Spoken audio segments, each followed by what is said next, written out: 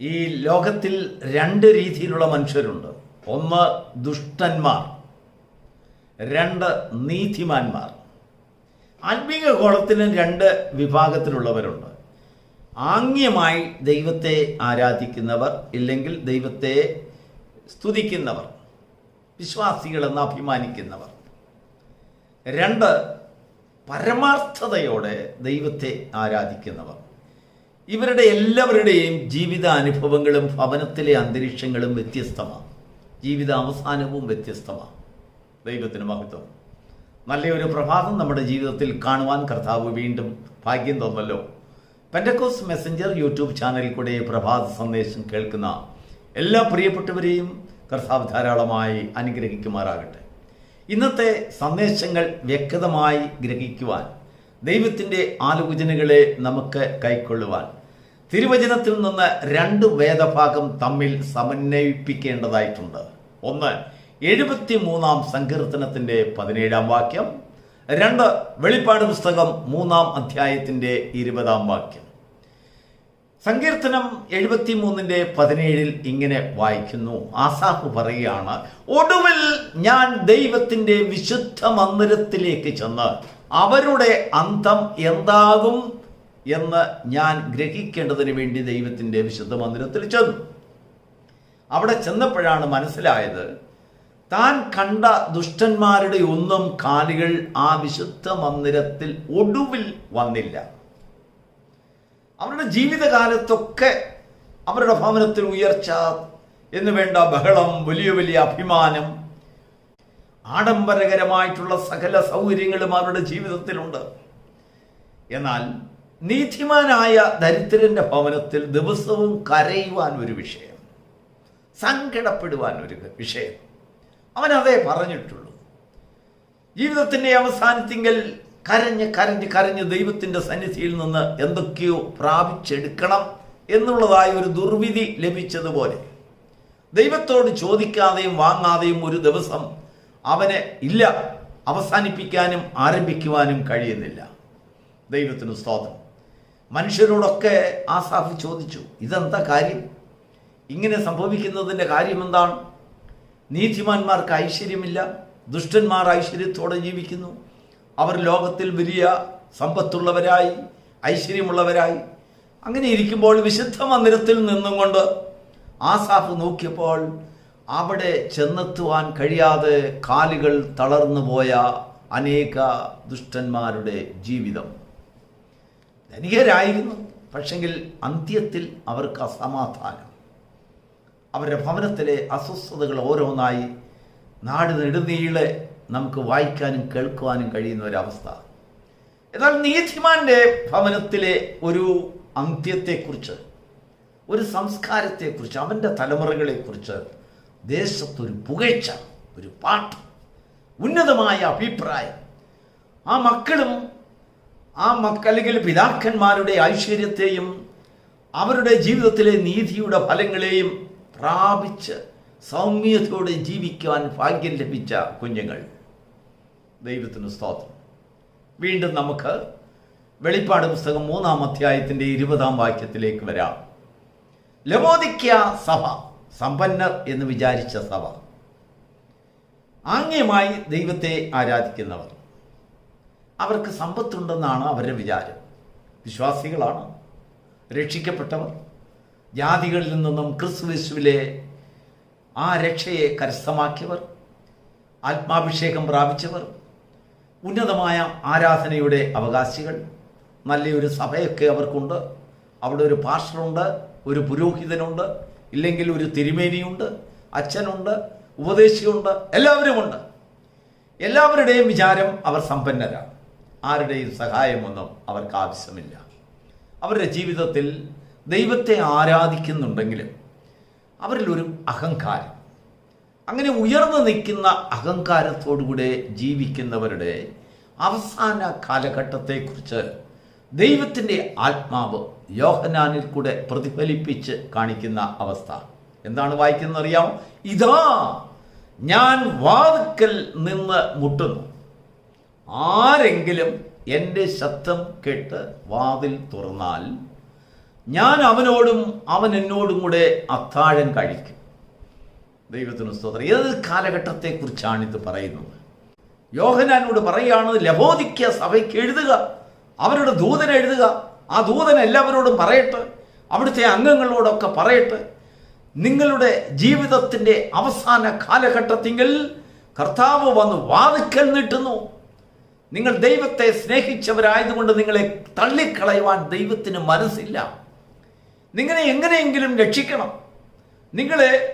നിങ്ങളുടെ പ്രവൃത്തിക്കനുസരിച്ച് നിങ്ങളെ കൈവിട്ട് കളയാതെ ജീവിതത്തിൽ ഏതെങ്കിലും രീതിയിൽ നിങ്ങൾക്കൊരു രക്ഷ തരുവാൻ കർത്താവിത നിങ്ങളുടെ വാതിക്കൽ വന്നിരിക്കുകയാണ്. ഏത് വാതിക്കൽ? ജീവിതത്തിൻ്റെ അവസാന കാലഘട്ടത്തിൻ്റെ വാതിക്കൽ വന്നപ്പോൾ വാതിൽ അടഞ്ഞു കിടക്കുകയാണ്. ഇനിയും പുറമോട്ട് നോക്കി നിന്റെ ജീവിതത്തെ ഒന്ന് നോക്കിയാൽ പൊത്തുപൊരുത്ത ജീവിതം, ആംഗ്യമായിട്ടുള്ള ആരാധന. ഉഷ്ണവാനായിരിക്കുവാൻ പലപ്പോഴും നീ ആഗ്രഹിച്ചു, പറ്റിയില്ല. ഇല്ലെങ്കിൽ ശീതവാനായിരിക്കുവാൻ പലപ്പോഴും നീ ചിന്തിച്ചു, അതും പറ്റിയില്ല. പിന്നെയും ഹൃദയത്തിൽ കുത്തൽ. അങ്ങനെ രണ്ടുമല്ലാത്ത ഒരവസ്ഥയിൽ ഒരു പൊത്തുപൊരുത്ത ജീവിതം ചെയ്ത് വിശ്വാസി എന്നുള്ളൊരു പേര് ദേശത്തുണ്ട്, ആരാധന എന്നുള്ളൊരു പേരുണ്ട്, നിനക്ക് മഹത്വപ്പെട്ടവനെന്നൊക്കെ ഉപദേശം ലഭിച്ചവനെന്നൊക്കെ ഒരു പേരുണ്ട്. നിന്നെ ഉപേക്ഷിച്ച് കളയുവാൻ ദൈവത്തിനൊരു മനസ്സ് കേട്. ഒരിക്കൽ നിന്നെ രക്ഷിച്ചതല്ലേ, നിന്നോട് സംസാരിച്ചതല്ലേ, കഷ്ടത്തിലൊക്കെ നിലനിൽക്കാൻ നിനക്ക് കൃപ തന്നതല്ലേ, അതുകൊണ്ട് എങ്ങനെങ്കിലും നിന്നെ ഒന്ന് രക്ഷിച്ചെടുക്കണം എന്ന് ദൈവത്തിനൊരു മോഹം. ഇവിടെ ഇതാ കർത്താവിൻ്റെ ആത്മാവ് ദുഃഖിച്ചും കൊണ്ട് യോഹന്നാനോട് പറയുകയാണ്, യോഹന്നാനെ, എനിക്കവരെ നേടണം, എനിക്കവരെ രക്ഷിക്കണം, എനിക്കവരെ തിരികെ കൊണ്ടുവരണം. അവരുടെ ആത്മാഭിമാനത്തിൽ നിന്നും നിഗമനത്തിൽ നിന്നും ഒരു തിരിച്ചുവരവ് അവർക്ക് കൊടുക്കണം. അതുകൊണ്ട് അവരോട് നീ പറയണം, അവരുടെ ജീവിതത്തിൻ്റെ അവസാന ഘട്ടത്തിൽ, അവരുടെ വാർദ്ധക്യത്തിൽ, ഇല്ലെങ്കിൽ അവരുടെ കഷ്ടത്തിൽ, അവരുടെ സങ്കടത്തിൽ ഞാൻ ശ്രദ്ധിച്ച് നോക്കിയപ്പോൾ അകത്ത് തിമിർപ്പുണ്ട്. വലിയ വാദ്യഘോഷം, വലിയ പാട്ടും സംഗീതവും പ്രസംഗവും കൺവെൻഷനുകളും ആരാധനയും കുർബാനയും എന്നു വേണ്ട തിമിർപ്പോടെ നടക്കുകയാണ്. പക്ഷെങ്കിൽ വാതിലുകൾ അടച്ചിരിക്കുന്നു. എനിക്ക് പ്രവേശിക്കുവാൻ സാധിക്കുന്നില്ല, എനിക്ക് അവരെ കാണാൻ കഴിയുന്നില്ല, അവരോട് സംസാരിക്കുവാൻ കഴിയുന്നില്ല. അതുകൊണ്ട് ഞാൻ ഈ സന്ധ്യാസമയത്ത് അവിടെ വന്നിരിക്കുക. എന്തിനാണെന്നറിയാമോ? അത്താഴം കഴിക്കാൻ. സന്ധ്യയ്ക്കാണ് അത്താഴം. പ്രഭാത സമയത്തല്ല കർത്താവ് വന്നത്, ഉച്ചയ്ക്കത്തെ ഊണിന് സമയത്തല്ല കർത്താവ് വന്നത്. എന്താണെന്നറിയാമോ? അല്ലെങ്കിൽ 4 മണിക്കത്തെ ഒരു ബ്രേക്കിനല്ല, ഒരു ചായ കുടിക്കല്ല കർത്താവ് വന്നിരിക്കുന്നത്. ജീവിതത്തിലെ അല്ലെങ്കിൽ ഒരു ദിവസത്തിലെ അവസാന സമയത്തെ ഭക്ഷണം അവരോടൊന്നിച്ച് കഴിക്കുവാൻ, last chance to get repent, മാനസാന്തരപ്പെടുവാൻ ദൈവം കൊടുക്കുന്ന അവസാന അവസരം. Praise the Lord. മനസ്സിലായവർക്കായി ദൈവത്തെ സ്തുതിക്കുന്നു. ലവോദിക്യ സഭയിൽ അതിന് മുൻപിലത്തെ വാക്യങ്ങളൊക്കെ വായിച്ചു നോക്കുമ്പോൾ സ്വഭാഭിമാനം കൊള്ളുന്നവർ, ഞങ്ങൾ ധനികരാണ്, ഞങ്ങൾക്കാരുടെയും സഹായമൊന്നും ആവശ്യമില്ല, ഞങ്ങൾക്കാരുടെയും പ്രാർത്ഥനയൊന്നും ആവശ്യമില്ല, ഉപദേശം കൊണ്ടും ശ്രേഷ്ഠത കൊണ്ടും ബഹുമാനം കൊണ്ടും അംഗീകാരം കൊണ്ടും മറ്റുള്ളവരുടെ പറച്ചിൽ കൊണ്ടും ഒക്കെ ഞങ്ങൾ ശ്രേഷ്ഠരാണ്, മാന്യരാണ്, ഞങ്ങൾ സമ്പന്നരാണ്, ഞങ്ങൾക്കൊന്നിനും മുട്ടില്ല. അങ്ങനെയൊക്കെയാണ് അവിടെ എഴുതിയിരിക്കുന്നത്. എന്നാൽ ദൈവം അവരെ കണ്ടുകൊണ്ട് പറയുകയാണ്, നിന്റെ മുട്ടില്ലായ്മ ഈ ലോകത്തിൽ മാത്രമേ നടക്കുകയുള്ളൂ, ഈ പകൽ വെളിച്ചത്തിൽ മാത്രമേ നടക്കുകയുള്ളൂ. ഒരു സന്ധ്യ വരും, ഒരു രാത്രിയുടെ യാമം വരും, ഒരത്താഴത്തിൻ്റെ സമയം വരും, നീ ഏകനായി ഇരിക്കുന്ന ഒരു സമയം. അപ്പോൾ നീ വിശുദ്ധ മന്ദിരത്തിലേക്ക് നോക്കുമ്പോൾ നിന്റെ കാലുകൾ അവിടെ ചവിട്ടുവാൻ കൊള്ളാത്ത രീതിയിൽ അശുദ്ധമായിരിക്കാൻ നിനക്കവിടെ നിന്റെ കാലുകൾ പ്രത്യക്ഷപ്പെടുകയില്ല. അതുകൊണ്ട് മാനസാന്തരപ്പെടാൻ ദൈവത്തിൻ്റെ ആത്മാവ് പറയുകയാണ്. എങ്ങനെ? വാതിലുകൾ തുറക്കുക. സന്ധ്യക്കത്തെ ജീവിത അവസാനത്തിങ്കിലെ വാതിലുകൾ തുറക്കുക. നിന്റെ പകൽക്കാലമെല്ലാം നീ എത്രയോ ദുഷ്ടതയോടുകൂടെ നിന്റെ ജീവിതത്തിൽ കഴിഞ്ഞിട്ടുണ്ടായിരിക്കാം, സ്വഭാഭിമാനത്തോടുകൂടെ പുകഴ്ച നീ ആവശ്യപ്പെട്ടിട്ടുണ്ടായിരിക്കാം. സർവശക്തനായ ദൈവം നിന്നോട് ക്ഷമിക്കുവാനായി നിന്റെ വാതിൽക്കൽ വന്ന് നിൽക്കുകയാണ്. നീ ഓടിയതും അധ്വാനിച്ചതും വെറുതെ ആയി പോകാതിരിക്കേണ്ടതിന് നിന്നെ എങ്ങനെയെങ്കിലും രക്ഷിച്ചെടുക്കുവാൻ കർത്താവിന് നിന്നോട് പ്രസാദം. നിന്നെ അവൻ സ്നേഹിക്കുന്നു എന്ന് ദൈവം യോഹന്നാനിൽ കൂടെ വീണ്ടും അവിടെ അരുളി ചെയ്ത് നിനക്ക് വെളിപ്പെടുത്തി തരികയാണ്. ലവോദിക്ക സഭയുടെ ഈ ദുഷ്ടതയും ചിന്താഗതിയും കൊണ്ടൊക്കെ വേണമെങ്കിൽ അവരെ തള്ളിക്കളയാം, വേണ്ട പോട്ടെ, അവരെ തഴിഞ്ഞു കളയാം എന്ന് ദൈവത്തിൻ്റെ ആത്മാവിന് ചിന്തിക്കാം. പക്ഷെങ്കിൽ ദൈവാത്മാവ് അങ്ങനെ ചിന്തിക്കുകയല്ല. യോഹന്നാനോട് പറയാണ്, ലവോദിക്ക സഭയ്ക്ക് എഴുതുക, അവരുടെ ദൂതനെ എഴുതുക. ആ ദൂതനല്ലേ അവിടെ ആലോചന കൊടുക്കുന്നത്? നിന്റെ ദൂതന്മാർക്ക് എഴുതുവാൻ ദൈവം കൊടുക്കുന്ന ആലോചന എന്തിനു കൊടുക്കുന്നു?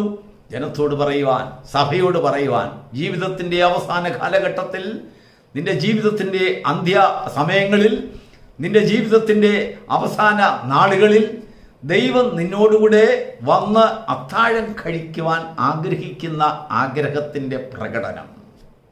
Praise the Lord. നീ ക്ഷണിച്ചതല്ല, നിന്നോടുകൂടെ ഉണ്ടെന്ന് നീ ഗ്രഹിച്ചു. നിനക്കുള്ള സമ്പത്തും ഐശ്വര്യവും നിനക്കുള്ള സൗന്ദര്യവും നിന്റെ ഉയർച്ചയും പുകഴ്ചയും ഒക്കെ കണ്ടുകൊണ്ട് ഇതൊക്കെയും ദൈവം നിനക്ക് തന്നതാണെന്ന് നീ ഒരുപാട് കൊട്ടിഘോഷിച്ചു. പക്ഷെങ്കിൽ കർത്താവ് വന്ന് നോക്കുമ്പോൾ കഥ കടച്ചിരിക്കുകയാണ്. തുറക്കാൻ ഒരു വഴിയുമില്ല, പുറത്തുനിന്ന് തുറക്കാൻ കഴിയില്ല, അകത്തുനിന്ന് പൂട്ടിയിരിക്കുകയാണ്. അതുകൊണ്ട് മുട്ടുകയാണ്. എന്താണ്? ആരെങ്കിലും, ഏതെങ്കിലും വ്യക്തി എൻ്റെ ശബ്ദം കേട്ട് വാതിലുകൾ തുറക്കുമെങ്കിൽ ആ തുറക്കുന്നവനോടും എന്നോടും കൂടെ ഉള്ളതായി കഴിക്കുവാൻ ഒരു അത്താഴം റെഡിയായിരിക്കുന്നു. Praise the Lord. അവിടെയുള്ള ആര് തുറന്നാലും എല്ലാവരോടും കൂടെ ഭക്ഷണം കഴിക്കുന്ന കാര്യത്തെക്കുറിച്ചല്ല പറയുന്നത്. ഞാൻ ആ തുറക്കുന്നവൻ്റെ വീട്ടിൽ ചെല്ലും, തുറക്കുന്നവൻ്റെ അടുത്ത് ചെല്ലും. ഒരു കൂട്ടം അവിടെ ഉണ്ടെങ്കിലും ശരി, അതിലൊരു വ്യക്തിയെ എടുത്ത് കാണിച്ചുകൊണ്ട് പേഴ്സണൽ പെർഫെക്ഷനെ കുറിച്ച് അവിടെ സംസാരിക്കുകയാണ്. അവൻ്റെ ജീവിതത്തെക്കുറിച്ച്, അവൻ നഷ്ടപ്പെട്ടു പോയതിൽ ദൈവത്തിന് ദുഃഖം. പത്രോസിനോട് പറയുകയാണ്, അല്ലയോ പത്രോസേ, ഇന്ന സമയത്ത് നീ എന്നെ തള്ളിപ്പറയും. ഒന്നല്ല, രണ്ടല്ല, 3 പ്രാവശ്യം തള്ളിപ്പറയും. സാരമില്ല, നീ തിരികെ വരുമ്പോൾ എൻ്റെ സഭയെക്കുറിച്ച് നീ ചിന്തവാനായിരിക്കുക, ഈ ആട്ടിൻകൂട്ടത്തെക്കുറിച്ച് നീ ചിന്തിക്കുക എന്ന് പറഞ്ഞതുപോലെ തന്നെ ദൈവം നമ്മെ മാടി വിളിക്കുന്ന, നഷ്ടപ്പെടുത്തുവാൻ തക്കവണ്ണമുള്ള അനീതിയുള്ളവനല്ല. അവൻ നമ്മെ സ്നേഹിക്കുന്നു. ഈ പ്രഭാതത്തിൽ ദൈവം നമ്മോട് പറയാൻ, ഞാൻ നിന്റെ ദുഷ്ടതയെ അറിയുന്നു, നിന്റെ പോരായ്മകളെ എനിക്കറിയാം, നീ സഹിച്ച പാടുകളെയും എനിക്കറിയാം. നീ എൻ്റെ നാമത്തിന് വേണ്ടി ധാരാളം കഷ്ടങ്ങളൊക്കെ സഹിച്ചിട്ടുണ്ട്, എന്തെല്ലാം പ്രശ്നങ്ങളിൽ നീ നിലനിന്നിട്ടുണ്ട്, അനേക പരിശോധനയിൽ നീ നിന്നവനാണ്, അനേക ജാതീയ മർമ്മങ്ങളിൽ നിന്ന് നീ രക്ഷിക്കപ്പെട്ട് എൻ്റെ നാമത്തെ വിളിച്ചപേക്ഷിച്ചിട്ട് വന്നവനല്ലേ.